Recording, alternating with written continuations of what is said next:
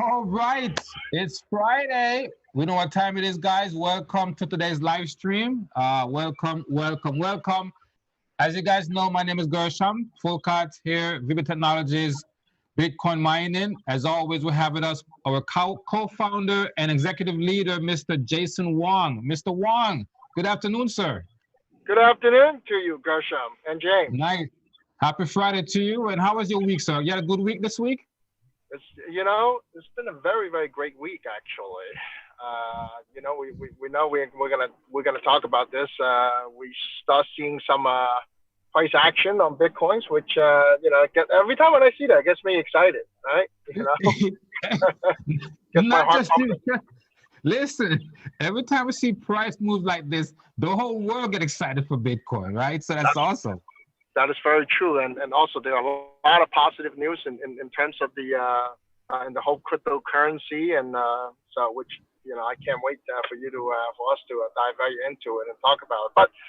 But I'm actually doing the podcast today in my car. I'm actually driving to go pick up some world famous Louisiana crawfish for my kids. Oh man. Yeah, you like it, yeah? Listen, when I was living in Houston, which is very close to Louisiana, and we call them crawdads down there. Okay. But listen, there is nothing like having a crawfish feast with cooked with the corn and the cob and the potato, and it's just nice Cajun spice. And all the beer that you can drink. There's nothing like it, right? Yeah, that's what we're gonna go for. Now my son is only 12, so he's not old enough to have a beer yet. Maybe a bottle of root beer. Root beer. There you go. Yeah. So wait, are you cooking these yourself, or are you buying them already cooked? I'm buying it from a restaurant that is over in New Jersey, which is about 20 minutes away from my house. So, and I told him I want to pick it up at 6:30. So. That's why I'm doing this in my car now. Any other business is going to be tough, but truly this is a business that you can take it on the road with you, and look what we're doing, right? We're doing our weekly podcast, on the road. So yeah, it's truly mobile business. So it really is. I mean, to the fullest extent. Some business, they will say that they're mobile. But maybe only a portion of their business can be done mobile. Correct. With us, every single aspect of the business can be done mobile. Absolutely. Right? Now, because we're a business, it's always good to have a physical location like we do here in Philadelphia for our headquarters. But the reality of it is we can do our business anywhere in the world. All we need is a device to the internet. That's it. That's correct. We have members all over the world. And, Absolutely. That's how we've been able to grow. Nice. Well, you're breaking up a little bit, Mr. Wong. But in the meantime, let's get James in here. Hey, James, what's going on, buddy? How are things out there in California, the beautiful California? It's going good, brother. Everything's good. I got the veggies growing out back, the chickens. I'm raising some chickens right now for eggs, So things are good. Nice, beautiful summer day. You'd almost never realize that there's a massive global pandemic going on. You would never know, right? That's good. I mean, like, as bad as the pandemic is, you can't allow yourself to get too caught up into it, right? Life still goes on. Like you're doing, goes on. Yeah, life goes on. You got, like James right now, he's got his farm going. He's got a brand new farm. He's got some chickens he's raising, and you got to keep on with your life. But listen, let's get things on the road. Like we talk about, our first topic today is Bitcoin prices on the move once again. Is eyeing towards 10,000. And we all know that 10,000 barrier is a very strong psychological barrier. For the past few months, a few times Bitcoin have pierced that 10,000, but it hasn't been able to hold above 10,000. And so, Mr. G and I was talking about this, and one of the things I was saying to him is, yes, I want to see, when I see Bitcoin break 10,000 and maybe go towards like 12, and then come back and establish 10,000 as a base or as a bottom, then I know that we're off to the races. And my next price target from there is 15,000. So it's good to see it's moving right now. Let's see if it can keep up the momentum.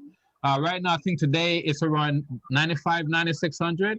So it's Yep. good because for the past few weeks, it's been bouncing between 91, 9200, maybe 93, and then back to 91. So to see a nice strong move like this, to push 96, pushing towards 10,000, that's good. So now let's see if we can break 10,000 and then establish that as a new base and head towards 15,000. And then once we do that, then we know maybe the next bull run is intact. What do you take on this, Mr. Wong? Yeah, I think your analysis is correct. Hey, actually, before we continue, James, can you put up a picture of me? I actually stopped the video because I'm on the road, so the connection can be a bit choppy sometimes. So trying to Yeah, I got a beautiful picture of you up. It's been up for a little bit. It looks awesome. looks great. Thank you. Yeah, Gershom, I agree with that. I think 10,000 is a psychological, price point for a lot of the folks. Mhm. I know I am certainly one of the persons, eyeing that $10,000, and I think it's going to weaken a lot of confidence and bring a lot of people, start talking about Bitcoins again once it goes, beyond 10,000. So I am just very, very excited, when I saw the price movement start going from 91, 92 to all the way to 97, I believe. That's briefly, but I couldn't break that. So Mhm.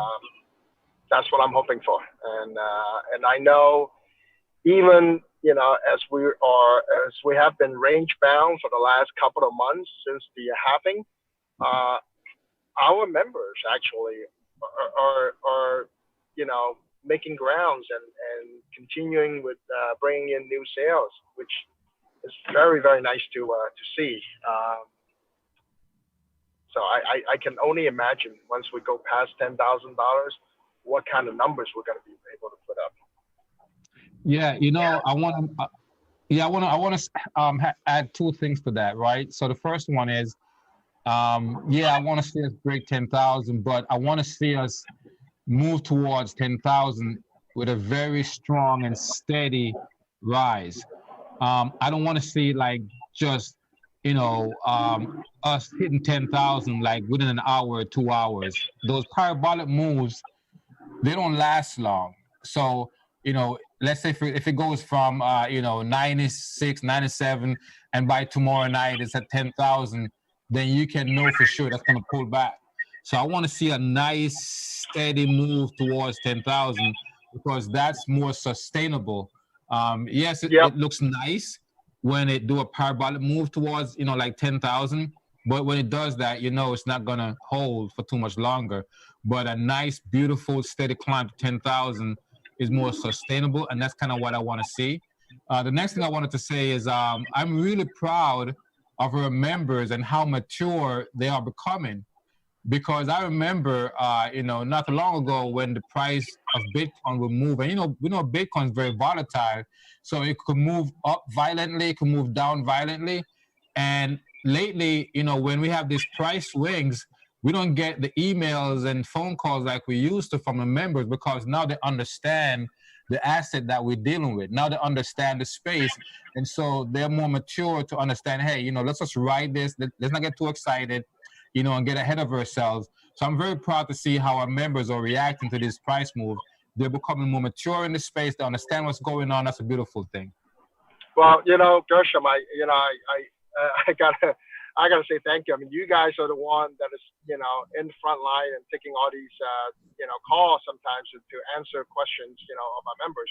But that's the very reason why I decided to become a Bitcoin miner as opposed to be a Bitcoin trader, right? Because I'm looking at this thing for the long term. So these temporary price swing or volatility, it just doesn't bother me because I know if the price goes down, I'm mining, just a little bit more Bitcoins because most likely the mining difficulty would go down as well with it. So, and if it goes up, great, But my goal is to, accumulate Bitcoins for the long run. So that's why these volatilities never really bothers me that much, and I'm glad that our members are actually getting the idea used to that this is a different type of asset that we're dealing with, and we just need to be a little bit more patient, as compared to other types of asset class or that we're looking at. So Absolutely. glad to hear that. And it's good to see. It's really good to see the maturity in our members and our leaders. Yeah. So that's awesome. The next topic that we want to talk about is, the mass adoption is here, guys. It's right on our doorstep. And one of the things that we can understand why it's here is that the government just put out a report, not really a report, more of a letter to clarify to the banking industry that the banks are allowed to hold in escrow, if you will, Bitcoin or any other cryptocurrency, because all this time the banks would not hold any cryptocurrency. They wouldn't deal with it. They wouldn't allow you to. Sometimes there was a time when they wouldn't even allow you to use their credit card to purchase Bitcoin. But now there have been some clarification, and now the banks have been instructed that they are allowed to escrow Bitcoin and to hold into custody clients' Bitcoin and their private keys. That's a huge move, guys. I'm not sure if you guys understand what that means. That's another sign of mass adoption. And I knew this was coming because there's no way that the banks will be able to sit on the sideline while Bitcoin and cryptocurrency pretty much, take over the financial arena. So I knew that at some point they would have to get involved. And I think that they're realizing that right now.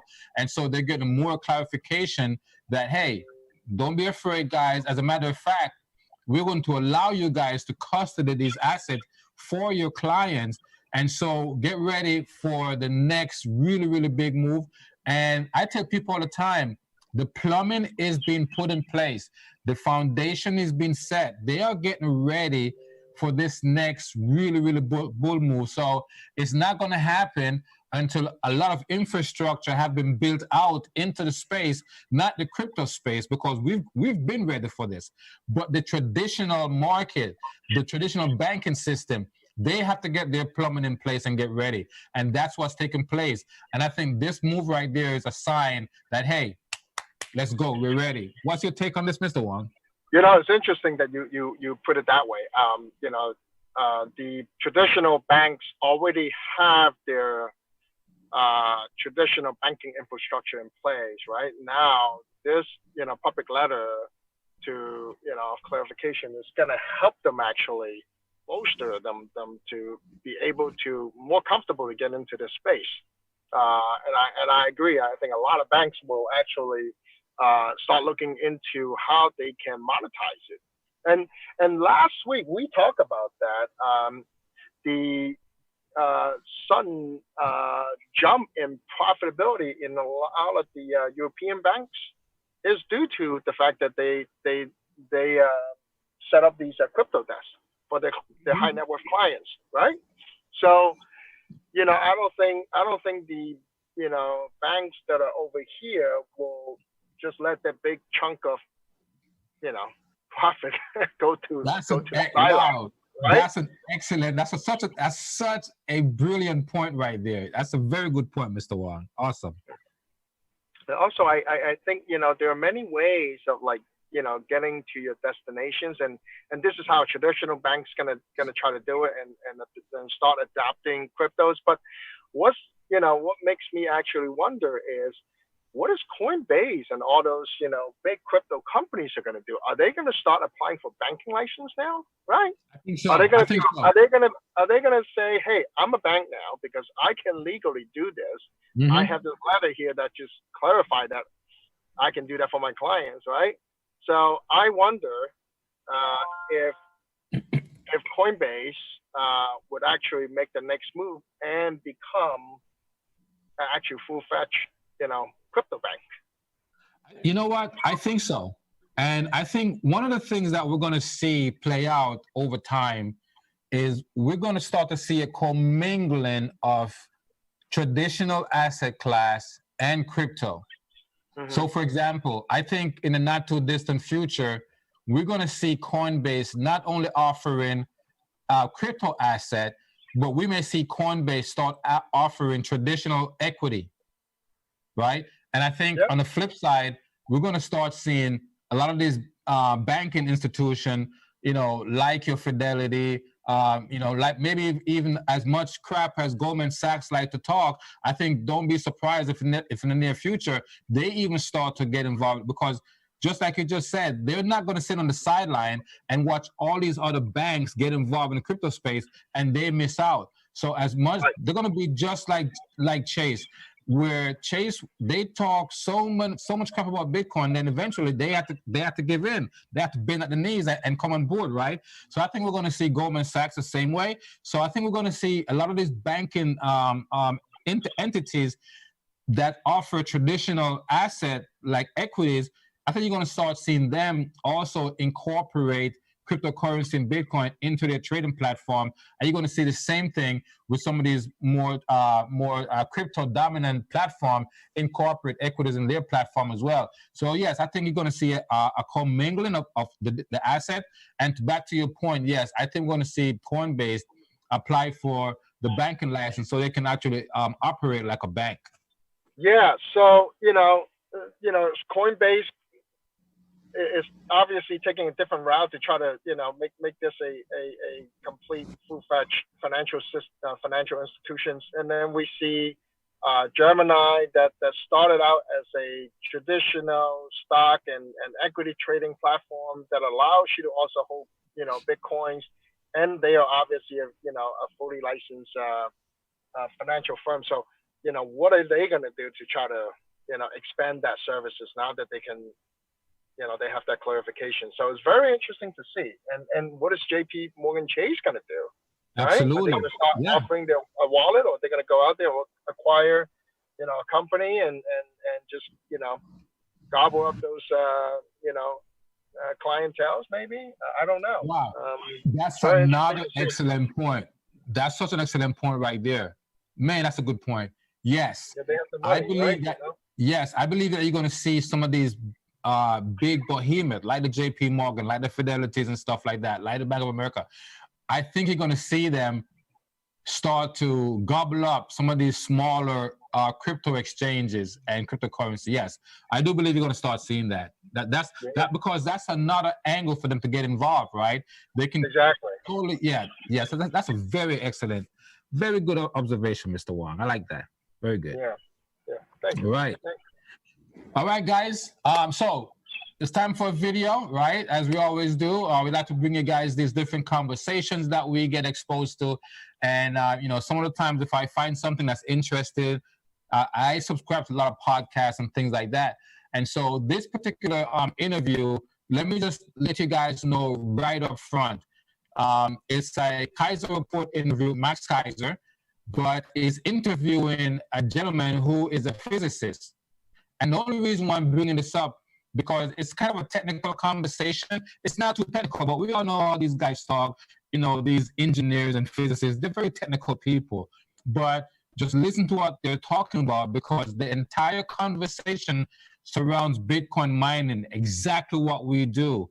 And when I listened to it, I said, listen, my members need to hear this, because it's talking about the importance of Bitcoin mining, the important role that the hash rate plays in Bitcoin mining, and some tips. There are some tips in there to handle objection when someone say something like, Bitcoin doesn't have any value, or what is Bitcoin backed by, things like that. So let's listen to this conversation. It's maybe 10, 12 minutes long or so, and then we can kind of talk about it when it's over. But I think it's a very good conversation, somewhat technical, but there's some very good information in the conversation. So whenever you're ready, James, please play it, sir. Welcome back to the Kaiser Report. I'm Max Kaiser. Time now to turn to Bob McElrath. He is a theoretical physicist reverse engineering the universe and remaking money. Bob, welcome. Hello, thank you. Great to have you on. I've been following your work for a number of years. See you at conferences every now and then, and this is great to have you on. Now, the Bitcoin hash rate is currently at 125 exahash. What does this number tell us, both in a technical level and then on a more fundamental, profound level, Bob? Well, at a fundamental level, a hash is, computation of one of the instances of a computation which could be a Bitcoin block, right? So an exahash is, I have to look up the SI prefix for exa, but it's a 10 to the 18. It's an awful lot of hashes per second.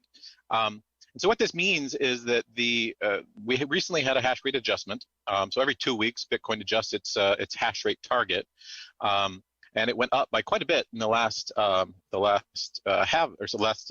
difficulty readjustment.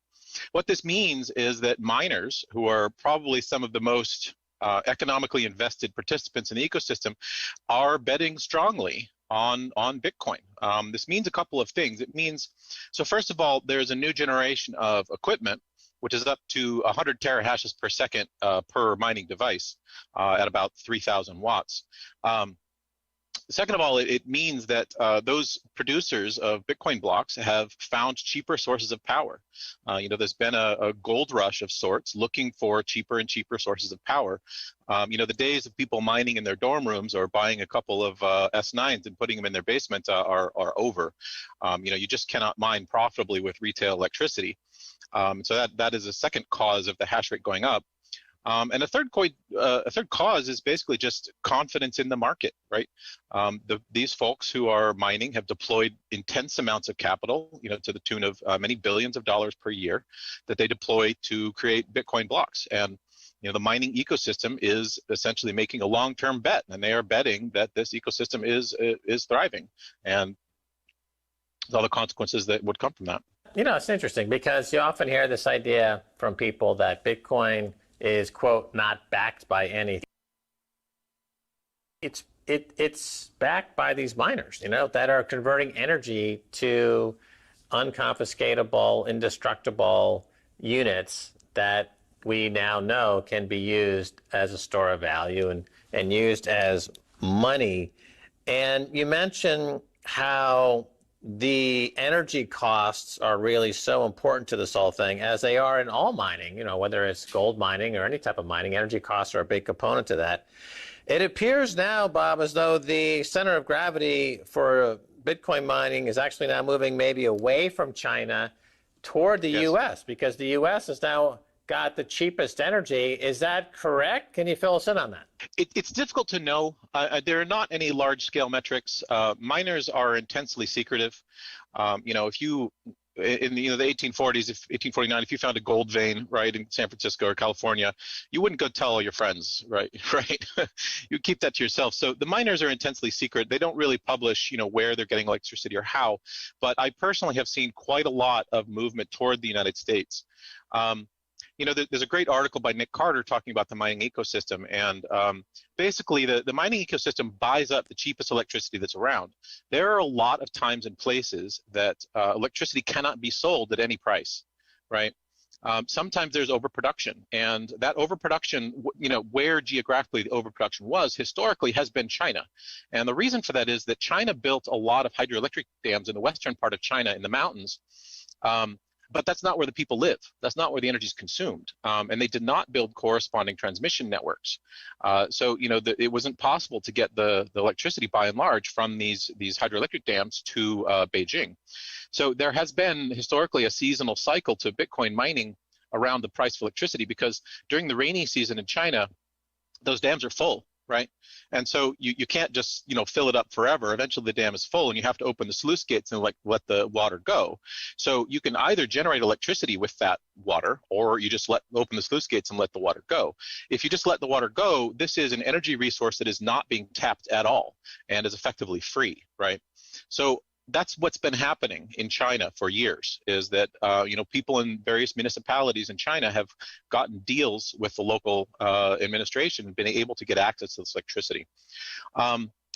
China obviously has been quite hostile to Bitcoin over the years, and people are seeking out more politically stable areas to do this. And as big finance is getting more interested in Bitcoin, obviously the U.S., Canada, Western nations, Europe is a big target for this. And what's happening is that where are those similar sources of electricity in the United States? A lot of those sources of electricity come from aluminum mining, actually. So Iceland in particular had a lot of geothermal electricity, and they considered aluminum to be their energy export, right? They had more energy they knew what to do with, and so how do you export that energy? It's not possible to run wires from Iceland to mainland Europe and sell that electricity. So they used it to create aluminum. Aluminum, the cost of creating aluminum is about 50% electricity in refining the bauxite ore. Bitcoin similarly is an energy export. If you're in a place where there's too much energy, you can sell it. So where in the United States is there too much energy? We have a tremendous oil and gas industry here. The natural gas industry has gone gangbusters, and the price of natural gas has gone through the floor in recent years. A lot of oil wells produce natural gas as a side effect.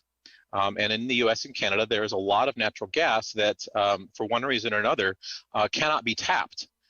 Because it's not profitable to compress it and store it and transport it, or it's intermittent or something like that.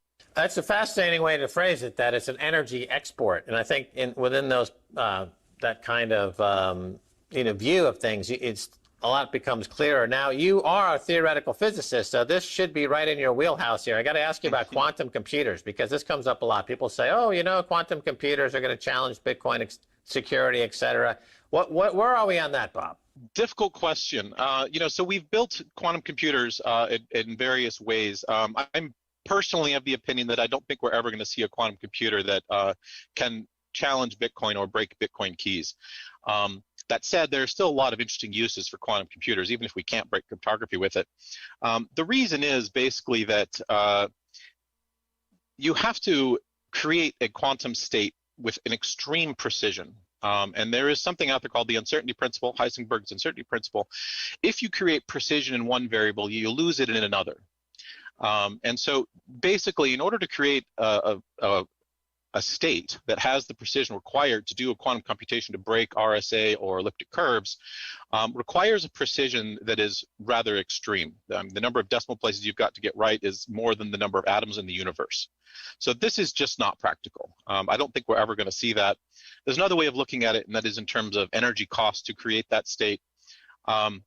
This in the quantum computing industry, this comes down to what they call quantum error correction.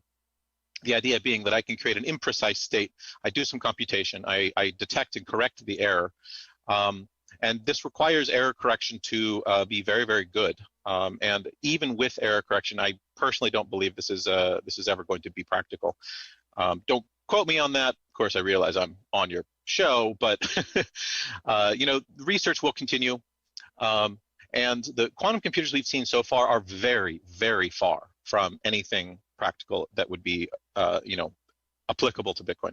Okay, well, I mean, that's a great insight that we haven't had that level of insight yet, and thank you for that. So on this general topic, though, of a 51% attack, right? So this is the idea that somebody's going to dominate the hash power, all those quintillion of hashes per second or calculations per second will fall into the hands of one player, maybe a state actor or a group of state actors.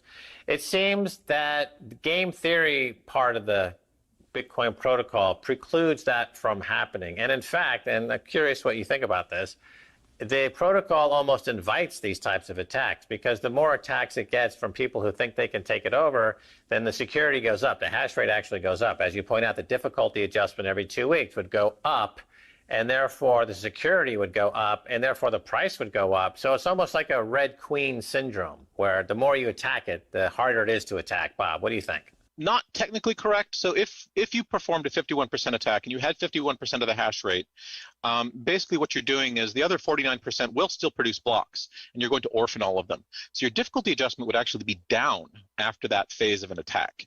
You drop by roughly a factor of 2, because only 51% of the network is actually contributing useful blocks. The other 49% of the blocks got orphaned.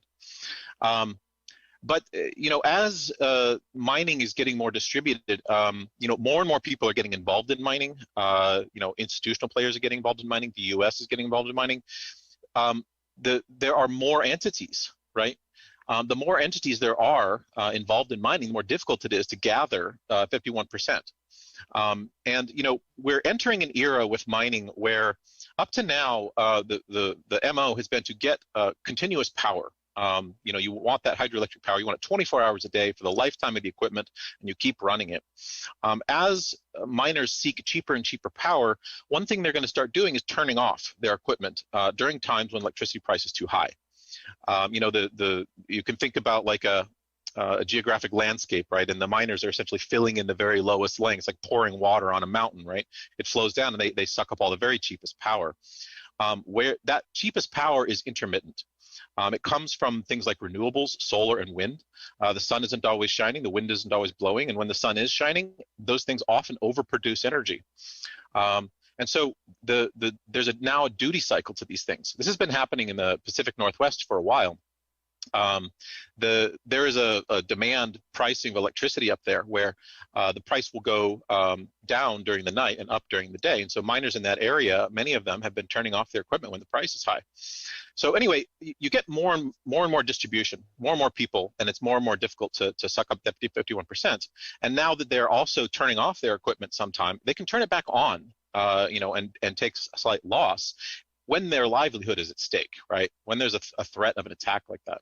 At some point, I do want to circle back on that 51% attack and the difficulty adjustment question, but not today. We'll do that another time. I want to move on. I want to ask you about hardware in the hardware sector. So we've got Bitmain was recently dominating the industry. It looks like they're on the verge of collapse, from what I understand. Are there other manufacturers to fill in the gap? Do we need more competition? Is this what you'd expect in this industry? It seems like game theory just is working in all layers of the stack, Bob. Yes, there have been more companies coming in. eBang recently announced their IPO. They're the manufacturer of Bitcoin hardware.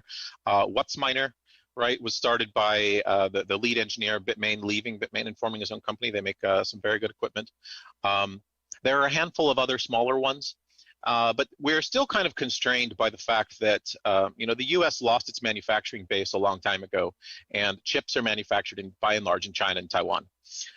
So even if you have different companies manufacturing, they're probably going to still have to go to Taiwan and China to manufacture this equipment. Fascinating stuff. We'll have to have you on again soon to follow up. Really interesting stuff. Bob McElrath, thanks for being on the Kaiser Report.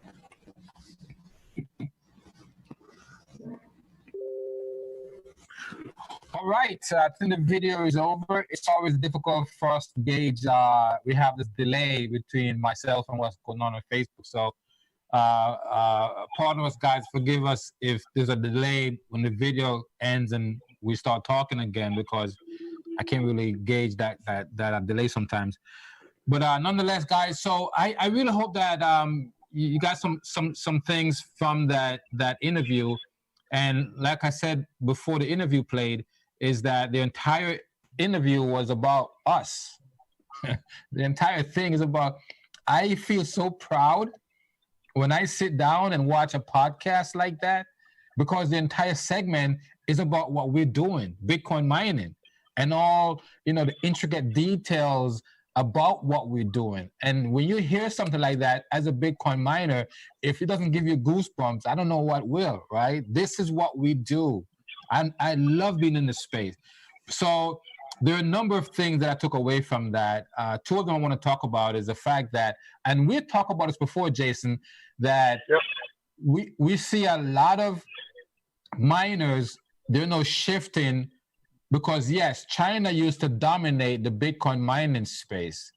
And I think as far as manufacturing are concerned, they still manufacture most of the miners.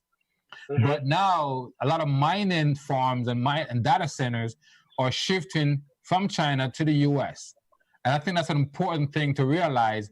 And I think one of the reasons for that is because now some of these big players are also getting involved with mining.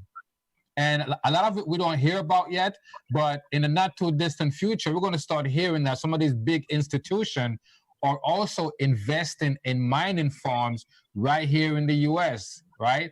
And then the other thing I took away from it, because I hear this all the time, I have this conversation and people say, oh, quantum computers going to come, or quantum computers. And I used to get so sick of hearing that, because it sounds good. When you hear the word quantum, you think, ooh, quantum computer. No, quantum computer is not going to do anything to Bitcoin, right? And maybe one day, but maybe 200 years from now, I don't know. But to hear someone that pretty much in that space, who's a physicist, who understands these things more than I do, that can actually explain that, no, quantum computer is not going to crack the Bitcoin code. It is not going to do anything to Bitcoin. So those who are hanging on that argument that quantum computer is going to, dethrone Bitcoin by cracking the code. I never thought that was possible. But to hear someone of that stature to say that, it gives me more confidence.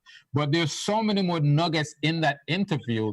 And to me, as a Bitcoin miner, I really encourage our members to go back and listen to that interview, because there's so many things that you can extract from that you can arm yourself. So when you talk to someone and they have all these, ridiculous objections, right? Like 51% take over the Bitcoin network and things like that, you have information that you can rebuttal those objections, right? So yes, I recommend you go back, listen to it, extract some of those points, and have them in your armor. I'd love to hear your take on it, Mr. Wang. What do you think about the interview? What a 10 minutes can do. I mean, thank you for putting this topic together for a podcast today. I mean, I love that. Every time when you put up a video, that I personally learn so much from it, and that little 10 minutes. Didn't we cover? Wow, man, we cover a lot of grounds in that little 10 minutes. Yes. But if a quantum physicist or theoretical physicist comes out and tells me that that he sees very little chance that a quantum computer would be able to crack the cryptography code, I'm gonna go with that. I try to watch probably maybe 3-4 hours worth of what quantum computing is, and I still don't understand it. And I'm not going to try to pretend that I understand it. And if a theoretical physicist comes out and say there's a very little chance, I'm going to go with his expert advice. So I'm going to put that to rest, okay? But what he actually was talking about, the 51% attack, and this is the reason, why we created Viva Technology in the first place, because, with our business model, right, we allow people, everyday folks, to come in, and become a Bitcoin miner. They're part of the network that support and backs the Bitcoin, value and industry. So I agree with him when someone say, oh, Bitcoin is not backed by anything. No, it is backed by all the Bitcoin miners who invested money, energies, right, particularly, especially in energy costs, into, keeping the network alive and floating. So 51% attack is a real thing, and it could be a real threat. However, that's what our jobs are as an individual Bitcoin miners. The more of us, right, the more diverse this mining ecosystem becomes, the harder for any one bad actor to try to take over the network with 51% worth of power. So, kudos to all the members out there that are joining us in keeping the network, the Bitcoin network, safe and truly decentralized for all of us. Absolutely. Yes, I agree 100%, Mr. Wang. Definitely. Great video. Great interview. Yes. I always like the interviews that he conducts, and he always brings on great guests. Absolutely. So yes, I really hope that you guys really enjoy that. And like I said, I'm definitely going to go back and watch it again, because I really believe that there are a lot of nuggets that I can pull out of that and arm myself to have, some really intelligent conversation about some of the objections that people may have. And that's one of them that I always come across. Someone is always bringing up quantum computer. Ever since it came out, the idea came out, someone always have that in the back of their, in their pocket to pull out on you. Oh, come computer, and it's sometimes it gets annoying. But anyway, moving right along. Great interview. Like I said, go back, watch it, get some nuggets out of it. The next topic I want to talk about these two last topics, by the way, they play off of each other. And so, for the past couple of weeks, there've been a lot of Bitcoin scam that's taken place. We've talked about them. The most well-known one that happened, I think it was last week with Twitter, when someone hacked into a number of people's Twitter account, and they were putting out tweets that they were giving away Bitcoin. If someone sent them 1 Bitcoin, they would send them 2 Bitcoin back and things like that. And I've been seeing those scams for so long, for like weeks now, on YouTube. And, anyway, this particular topic I want to talk about, this gentleman got charged for money laundering. And here's what he was doing, Jason. So he owns a number of Bitcoin ATM machines. And so he was allowing these, his associates that were in the underground industry, like, what criminal activities, whether they're drug dealers or whatever, and they were using his ATM machine, and they were bringing in dirty money, right? And exchanging it for Bitcoin through the ATM machine. And so he got caught doing that, and they bring up charges against him. But the reason why I like the topic is to show you how creative people are. And it's not like ingenious, but it's a really good idea. If you're trying to do money laundering, you just go to the ATM machine with your dirty money, put in your dirty money, you get Bitcoin, and then go sell Bitcoin in an exchange somewhere, and there you go, you're clean all over again. So I thought that was very interesting. And then the other topic right behind that, this gentleman, I think this happened over in the UK, where some hackers hack into a sporting, I think it was some sports team, hack into their system, and they were holding their system at ransom, and what they wanted for payment was 400 Bitcoin. So Bitcoin is a hot commodity, and here we are, right? We're mining Bitcoin every single day. We get more Bitcoin into a Bitcoin wallet. And there are people out there who are literally performing criminal acts just to get their hands on some Bitcoin. So what we're doing, guys, is such a beautiful thing in so many ways. But I thought that these two topics were interesting and funny. What's your take, Mr. Wong? My gosh, I mean, we hear these scams all the time, but guys, it's really not Bitcoin that is the issue. It's human greed that is the issue. But let's go with the first one first, right? That is a clear classic money laundering, transaction business that this guy set up. It could be any medium. It could be gold. It could be baseball cards, right? Actually, it could also be back then life insurance policies.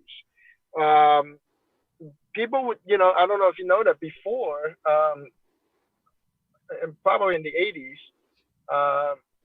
people would use life insurance policies to launder, to clean their money. What they would do is they would have these fictitious buyers, right? I mean, these straw buyers go into an insurance company or agency and say, I want to buy a $100,000 life insurance policy, but I want to put $80,000 in there. Anybody in the right mind wouldn't do that, right? Into the policy. But back then, because there was no guideline, basically you can do whatever you want with your life insurance policy. You can always, this is called overfunding, right? You can overfund your policy, and then once the policy is approved, 2 months later, they'll cancel the policy, right? They'll lose a little bit of money, right, as surrender charges, but the $80,000 that they put in, they might get $78,000, $75,000 back. So what happened? They just received a legal check, clean money, from an insurance company, yes. Right? Now they can take it to a bank and deposit them. Yes. So you know, we have to really distinguish, you know, the difference between, you know, these money laundering, you know, games or, you know, activities has been going on for decades and decades. And it's just a matter of people using different medium to try to, you know, get to their goals, right? It could be gold, it could be a life insurance policy, it could be Bitcoins. But one good thing is, as I was reading the article, these Bitcoin wallets are traceable. And if the feds, I bet you they will go back and look at all these different wallets, you know, that have transacted in these ATMs and be able to trace every one of those guys out. Absolutely, yes. So, you know, this is another reason why the law enforcement, you know, community absolutely love it when the criminal uses Bitcoins to transact, you know, because it's traceable, it's unmutable, it's a permanent record on the blockchain. So, I guess, you know, you there's always some criminals out there. I don't know what to say. Yeah, and one of the things that, you know, people will always say, you know, that only criminals use Bitcoin, and it's such a disingenuous statement, because any criminal, if you're a criminal and you're trying to commit any kind of crime, the worst currency you want to use is Bitcoin, because it's so traceable. Yeah, and yeah, you know, if you're going to do any kind of nefarious activity, you want to use cash, because the reality of it, you cannot trace cash. Right. You know, if I give you a $20 bill, no one knows I give it to you. How are they going to trace it? But if I send you $20 in Bitcoin, that is 100% traceable. So the quote should be, only dumb criminals. Only dumb uses Bitcoin to transact. That's right? Exactly what the quote should be. Only dumb criminals use Bitcoin for their criminal activities, right? To transact, right? But you know, I wanted to double back on the analogy that you were using, the insurance policy to do money laundering. And it's funny, I'm gonna venture out and say that when that was happening, did anyone try to blame insurance policies or insurance companies for, you know, people trying to use insurance product as a money laundering scheme? Probably not. Well, you know, the insurance company probably, you know, got slapped on the hands with a small fine, and that's why right now when you go buy a life insurance company, you are limited, right, as to how much you can overfund your policy. So you can no longer go in there and say, I want to buy a $100,000 policy, but I want to put in $80,000 first month. It's a red flag, right? You cannot do that. So they have a formula. The IRS has a formula that would calculate based on your age, you know, the amount of insurance that you want to buy, and then there will be a maximum dollar amount that you can put in before it becomes a MAC, or that's just, you know, another technical tax term for becoming a taxable policy, you know, when you take out the money. So, but yeah, the government had certainly taken steps to try to prevent that, you know, from happening again, or for people to launder the money through an insurance company. Insurance company got a slap on their hands and say, don't do it again. And, you know. Yeah. But all these big financial companies, they always find way just to help out. Absolutely. But here we are. We still have insurance product. And matter of fact, some insurance product are some of the most creative ways to protect your wealth. Many people don't know that you can protect your wealth using insurance product. But the point I was trying to make is, you know, whenever anything happened that, you know, say for example, if someone hack into someone's account and demand Bitcoin for ransom, or like these guys that hack into Twitter and they were putting out messages that these celebrities were offering you Bitcoin if you send them Bitcoin. And, you know, to see people try to blame Bitcoin as the problem, right? And that, to me, that is so dishonest in their argument. And so, criminals are going to find any way possible to perform criminal acts. But to blame an instrument, that they demand, like Bitcoin or anything else, to me, it just shows a lack of understanding. And we see it every time. Whenever there is any kind of scam or something get hacked and they demand Bitcoin for ransom, anything like that, you start seeing these people coming to the woodwork and they say, oh, there you go, Bitcoin is no good, or it's criminals, blah, blah. And you have to laugh at some of that's ignorant sometimes, but hey, it is what it is, right?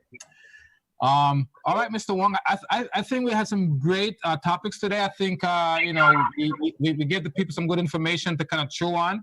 We're going to wrap things up. Are there anything else you want to say to the folks out there, Mr. Wong? No, other than I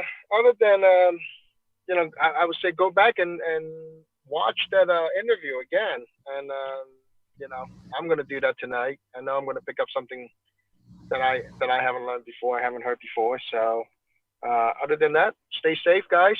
Keep your social distancing, and have a great weekend. Absolutely, I second that. You guys make sure go watch that video one more time, get some information out of it, and as Mr. Wong says, you guys be safe. Do the right thing. Stay safe. Practice, social distance and stuff like that. We don't want anyone to get this COVID-19 virus and so forth. Okay, so be good to yourselves, good to your family. So Monday, don't forget Monday 5:30 right here, same place, same time for other live stream, and then Monday night 9 p.m. for a compensation webinar. That being said, guys, have a wonderful weekend. We'll see you guys on Monday. You guys take care.